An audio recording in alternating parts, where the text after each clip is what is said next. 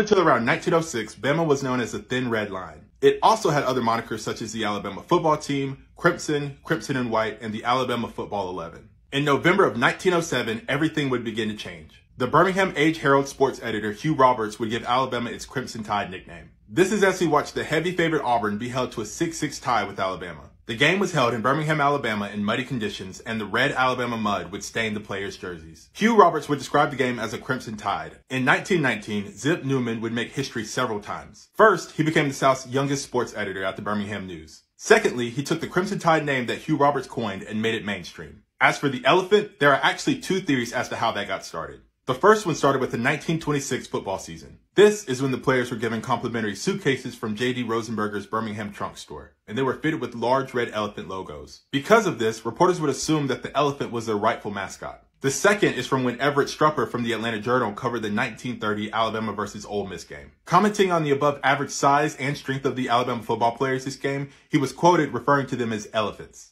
From that point, reporters would then start calling Alabama the Red Elephants. And the elephant would then start finding its way in Alabama logos. In the 60s, a red elephant mascot was introduced and then discontinued. And although short-lived, Alabama did have live elephants at one point. Bear Bryant was vehemently against the elephant mascot. He eventually approved Big Al in 1979. Big Al was then designed by the Walt Disney Company. And the rest is history.